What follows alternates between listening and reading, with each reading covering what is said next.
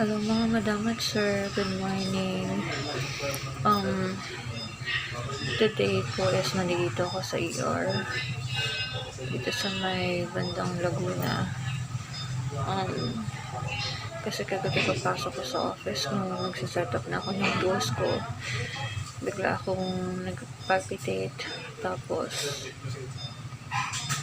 ayun na, nirapan na akong huminga. Tapos, namamanhid na yung mga kamay ko. Pati yung mukha ko hanggang mula baba hanggang ilong. Tapos hindi ko magalaw yung mga daliri ko, hindi ko rin magalaw yung ng very light yung labi ko. Tapos yun, dinala ako sa clinic. Tapos pagdating sa clinic, hindi pa rin umakay, kaya sinugod na ako dito sa ER. Ayun, naka-oxygen pa rin ako until now. Ayun, tapos pero napauwi na din kami.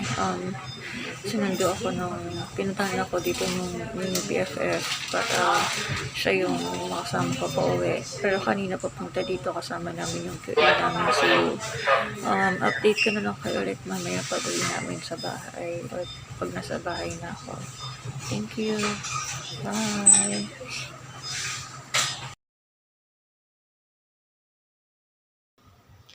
Hello po mga madam at sir, good morning. So, ito na nga po yung update. Para din po sa mga nag-alala kung meron man. Nandito na po ako sa bahay. Nakauwi na po ako kahapon ng after lunch. Na-discharge po ako before lunch kahapon. Doon nga po sa ER sa isa sa mga hospital sa Laguna. And then nakauwi ako dito sa bahay kahapon mga after lunch na po. Tapos syempre, after kumain, nagpahinga na po muna ako para makabawi ng lakas. At the same time, para mawala na din yung sama ng yung hirap sa paghinga na nararamdaman ko. Ayun, kasi pag uwi kahapon, actually, or paglabas ng hospital kahapon, hindi pa rin talaga ako okay. So, kaya nung pag-uwi, yun, pinag ko talaga munang makapagpahinga ng bongga. Tapos, para po dun sa mga nag-alala, ayun nga kung meron man, kung ano ba talagang nangyari. So, kasi kahapon, actually nung Monday, maghapon kasi akong tulog. So, nung nagising ako ng 7 p.m., medyo parang nangihina ako. So, naisip ko baka dahil hindi ako nakakain ng agahan at tanghalian, kaya ganun yung nararamdaman ko. Tapos, hindi man ako bumangon. Nung time na parang nagugutom na ako around 9 p.m., yung talagang nararamdaman ko na gutom na ako, bumangon na ako, kumain ako ng light lang. Tapos nahiga muna ako ulit. Tapos doon nawala yung pagkagutom na ramdam ko, pero parang iba naman yung nararamdaman ko na sa dibdib ko, parang medyo masikip, parang nahihirapan ako ng huminga ng very light. Tapos ayun na nga, pero syempre hindi muna ako bumangon pa kasi 2 AM pa yung pasok ko, so masyado pang maaga, kaya higa lang muna ako. Tapos sa right side lang ako lagi nakapaling kasi nga pag sa kaliwa parang lalo ko hindi makahinga. Tapos yung pagbangon ko ng mga bandang 11:30 nga para mag-prepare na para pumasok, ganun pa rin siya. So that time nagdadalawang isip na talaga ako kung papasok ba ako or dadiretso na ba ako sa hospital. Since absent na kasi ako nung Sunday night, tapos off na namin kinabukasan, so kaya sabi ko pasok na lang ako. Sayang din naman kung absent ako. Tapos yun, pagdating sa office, though hindi naman ganun na grabing nararamdaman ko. Yun nga lang, pag log-in ko, pag setup ko ng tools ko, ayun na naman siya. Nagpalpitate na ako, tapos unti-unti nang parang nalalamig yung pakaramdam ko, namamanhid na yung mga kamay ko. Tapos mula dito hanggang dito, yan. Tapos yung dito ko hanggang dito, namamanhid na siya. Tapos yung mga kamay ko, parang hindi ko na siya maigalaw. Hindi ko na mahawakan yung bote ko ng tubig Isa ko na lang katimang humawak para makainom ako. Tapos yung lips ko parang nahirapan na rin akong igalaw ng very light. So, tinutulungan na lang akong masahin siya. Tapos yun, dinala na ako sa clinic para makapag-rest ako. Pero, dahil parang more than an hour na, ganun pa rin. So, kinausap na nila ako na, ipapadala na daw ba nila ako sa ER kasi hindi naging okay yung pakaramdam ko. Ayun, so nag-agree na ako. Medyo natagalan lang kasi parang wala silang makontak na hospital na malapit agad na makakapunta doon.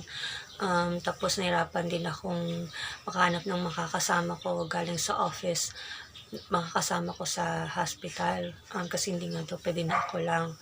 Ayun, so thank you so much po pala sa aming QA, kay QA Lu, sa pagsama mo sa akin sa ER, sa hospital.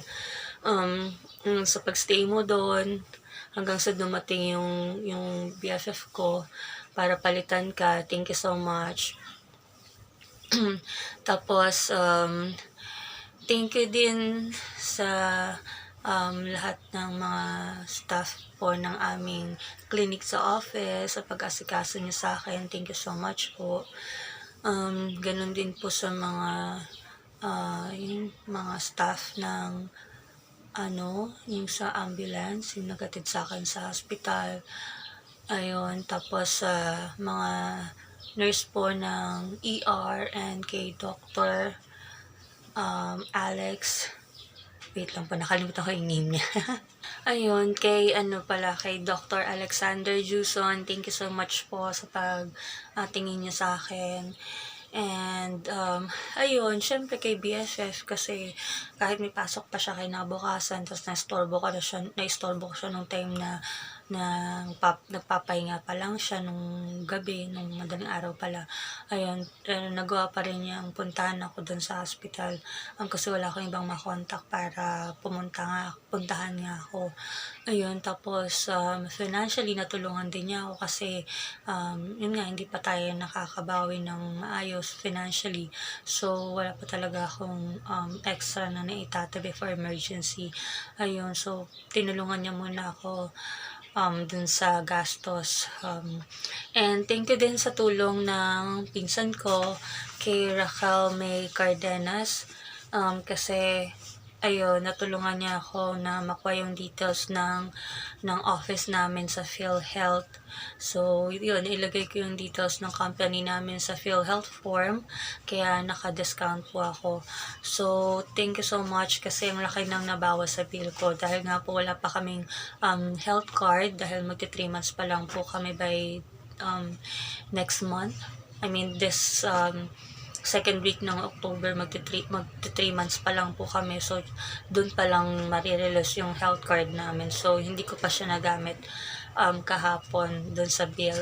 Pero yung PhilHealth ko, yun nga pa nagamit ko siya. Kaya ang laki ng bawas sa bill.